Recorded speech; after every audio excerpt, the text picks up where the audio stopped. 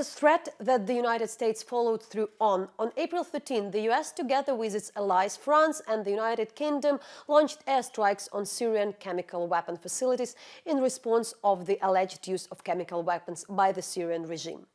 The move has been supported later by Germany, though Russia claims that the attack will exacerbate the humanitarian catastrophe on Syria. What we also know from US military officials is that the military advised Russia on airspace that would be used in the strike, but didn't pre-notify them of that. The situation is unfolding, and at this stage we would like to discuss not that much details of the attack and the military actions, but what it all means for further US-Russia relations and the relations between President Trump and his European counterparts, as well what impact it may have on this part of the world. And we are happy to have here Jeffrey Gedmin, Senior Fellow at Georgetown University and analyst on Russia as well the Benjamin Haddad, who is the Fellow at Hudson Institute and is a key expert on US-France elections. And we are happy to have you both. You're always based in Washington, D.C. and now in Kiev.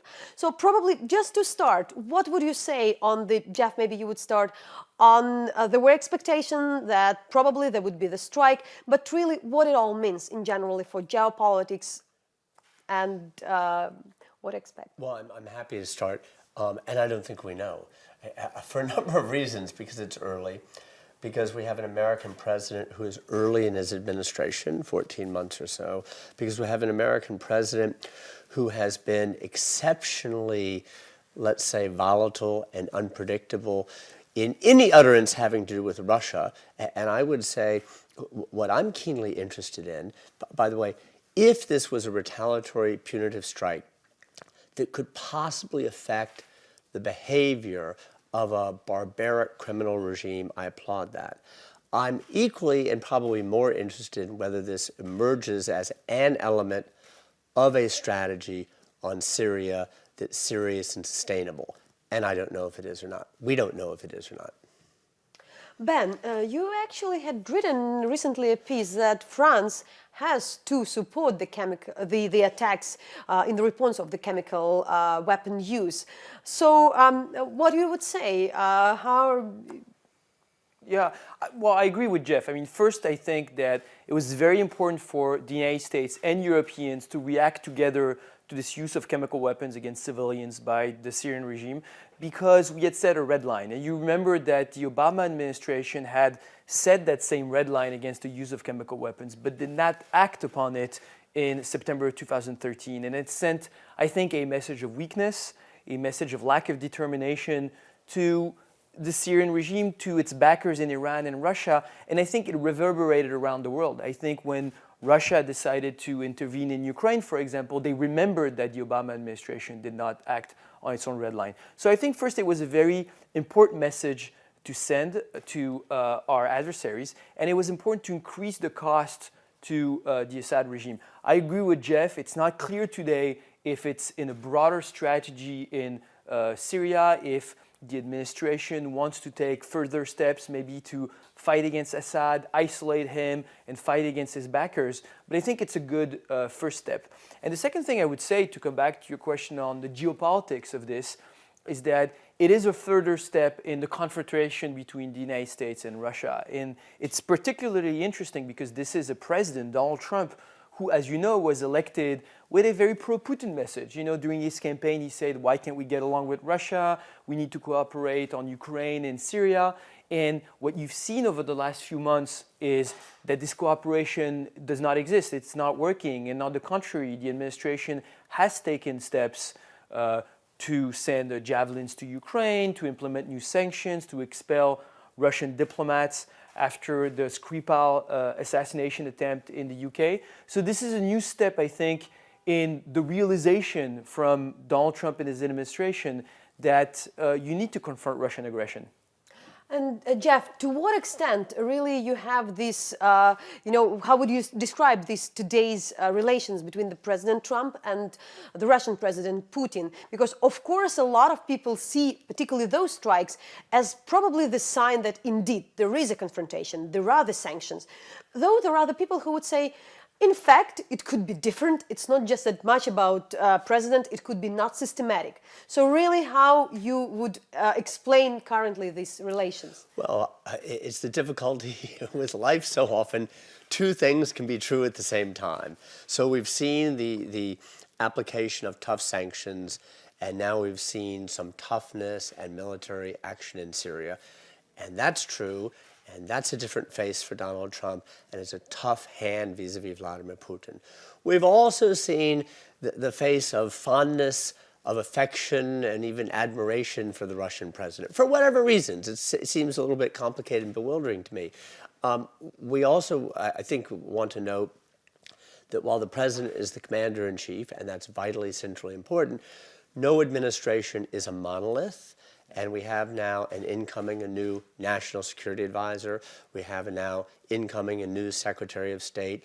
They won't define everything, but they will endeavor to shape the view of the United States and the views of the president to some extent. So I would say it's too early to tell whether now this is the emergence of Donald Trump hawk vis-a Russia, or whether this is a momentary interlude, but something is changing, something is moving in some way, I think. But also, what impact it would have on Syria. We can say that it's too early to say, but in general, we see that the Assad regime is in fact pretty stable, and what's happening within the last year is not really that it's not winning. It looks like the Syrian regime is becoming more and more stable in Syria. Yeah, I agree, and we've wasted so much time because since 2011 we've said Assad must go, we set a red line on the use of chemical weapons, and at the same time there's been so little European and American reaction to the massacre in Syria. And I think, probably in the United States people were wary of what had happened in Iraq, and and Barack Obama was elected in 2008 on a program of withdrawal from the Middle East. Same thing, Donald Trump also was elected on a very isolationist platform. So I think there was not a lot of political appetite to get more involved in Syria, but we've wasted so much time. And Iran got more involved, especially through its proxies like Hezbollah. Russia got directly involved in 2015 and managed to change the balance of force in favor of Assad. I think these strikes are important. Once again, they're a first step. They're an important message of credibility, especially after we said that we would intervene if chemical weapons were used. Are they going to change the situation in itself in Syria? Of course not. So the question now is it only a one shot and we send a message, or is it part of a broader strategy? I do think we should get more involved. I do think there's a lot we can do, including non-militarily. We could isolate Assad financially. You still have some of his backers that have money in London and in Europe. We could go after these kind of funds. There's a lot we can still continue doing if we wanted to be more aggressive in prosecuting this conflict. But unfortunately, we've been very shy in doing this so far. And Jeff, how we, is the unite or separate the foreign policy towards different countries? Because, we always, at least always in Ukraine and also in Eastern Europe, in the Baltics, we look, the US policy towards Russia on what they are doing in this region. And at the same time, there could be some negotiation over Iran or over Syria.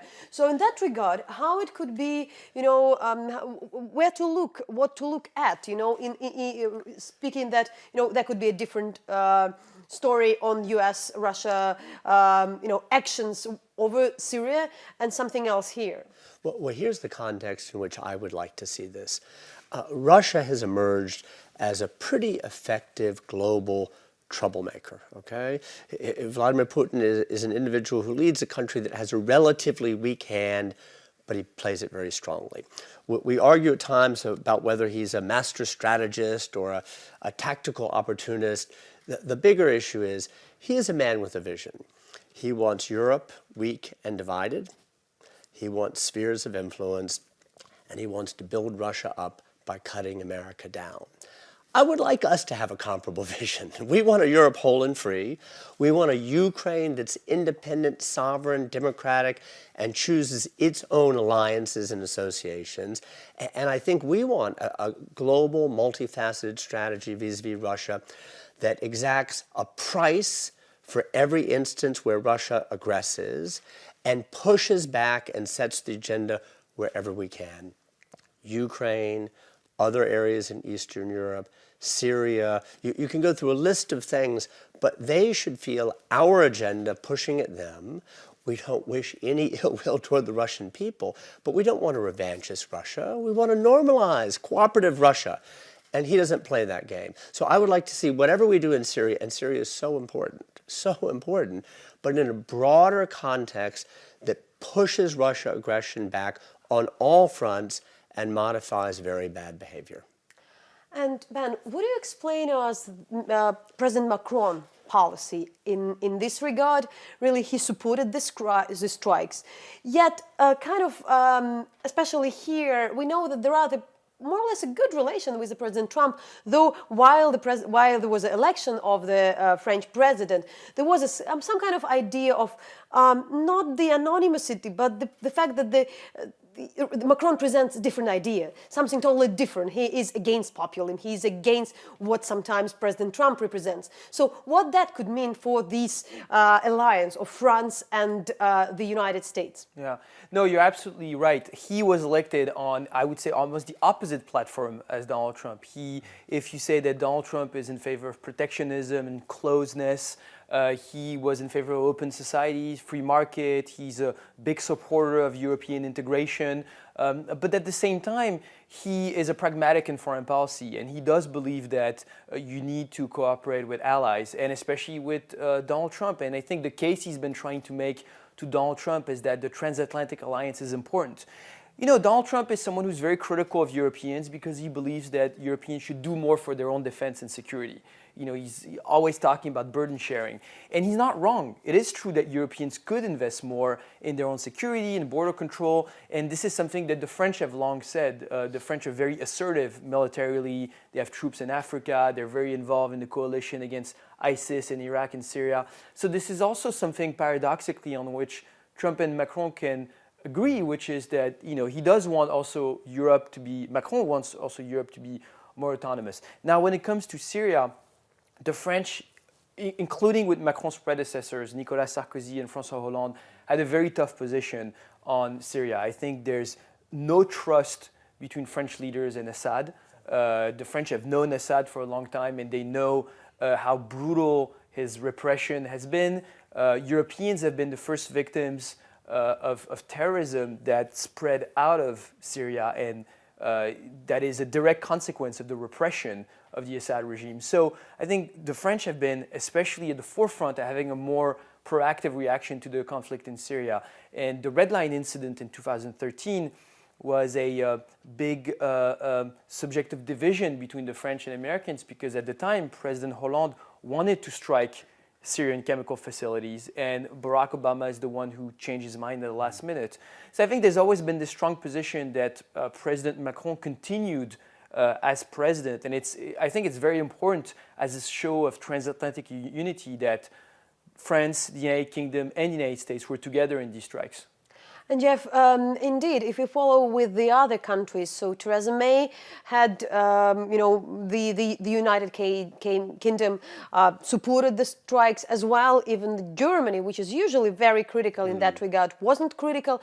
So really, what does it mean, the whole strikes, for the unity of the transatlantic community? And is it like just the one, like one situational unity, or that could also mean for kind of further relations also on the the policy towards Russia, not just on Syria, but well, it's a good sign. I don't know if it's sustainable. We have a moment now across the West where the watchword is not unity, not internally and not across national boundaries.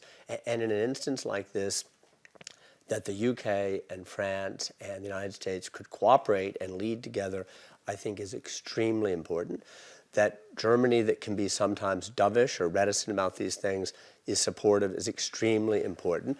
And I think we have to be mindful that we do have enemies, adversaries, who are going to see this, and they're going to now work to chip away and weaken and fracture and divide. I mean, Vladimir Putin and others will not stand idly. If we could find this as a moment for Western leadership to remind ourselves that there is a transatlantic community of interests and also values, and we are united by far more than separates us, and put some political energy behind this around other projects too.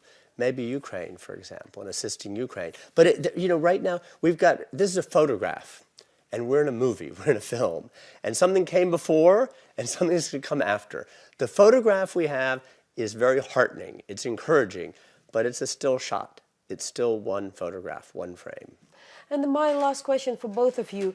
We're in the region where people could afford earlier not to care that much what's happening in the Middle East and what are the US-Syria relation. And I'm not speaking just on Ukraine, but the whole region of Eastern Europe. Yet today, still with escalation, there are concerns. That Russia had shown enough of strength and courage to do the things which before were not tolerated, and in the end they were tolerated with annexations, with kind of the things, with actual fighting. So really, do you think, what could be the concerns, realistic concerns on that kind of the escalation, and could you put for this region, for audience who is here, this kind of the Middle Eastern escalation and its meaning to this place? Well, first I would say these are not isolated crises. This is part of a broader pattern of Russian aggression against the European or transatlantic security order that was built after the end of the Cold War. When you look at the behavior in Ukraine, when you look at the behavior, the support for these massacres against civilians in Syria, this is also a consequence of the fact that the United States and Europeans withdrew and they didn't want to push back against this form of Russian aggression and Russian-Iranian in the Middle East. So I think if we start pushing back, if we start increasing the cost for intervention like we haven't done in the last few years, I think it will start sending a signal, including in different places. As I said earlier, I think one of the reasons why Russia felt it could intervene without any pushback in Ukraine in 2014 was because it saw that we didn't follow our own red lines the year before in Syria. And I think now if we show that we're serious and we're ready to confront, we're ready to go after the money that is still hidden in European capitals, that we're ready to confront after assassinations like the one that happened in Salisbury recently, and against these acts in Syria and Ukraine, I think it sends a signal that we're back and we're taking this seriously. Well, what I appreciate about what Ben just said was he's talking about something that's global and a strategy that's multifaceted and pushing on different points. To your question, Talia, I think we should be very sober. We Europeans, Americans, this is a long game now. Number one, will Russia respond or retaliate? Absolutely. When, where, and what method, we don't know, but Russia will not be idle. Is this a long game in terms of we needing to allocate resources, military and financial and diplomatic, and risk and sacrifice, and endure setbacks? None of this is going to turn around in 2018. There will be no claiming victory in 2019. If we want to reorder this relationship, set the agenda, and put it into Russian revanches, and we're talking about some years, but as Ben suggested, a global approach with a multifaceted strategy. Yet there is something to add from my side following the conflict in Syria as well, that in the end the situation of the people in Syria isn't getting any better with the whole thing which is happening. So, there was a strike, there was the answer, but indeed it's still the very, very gruesome situation all over the country. Thanks a lot for the discussion. I'm very happy to have you here in Kyiv. So Ben Haddad, who is the Hudson Fellow, and Jeff Gedmin, a Fellow from the Georgetown University.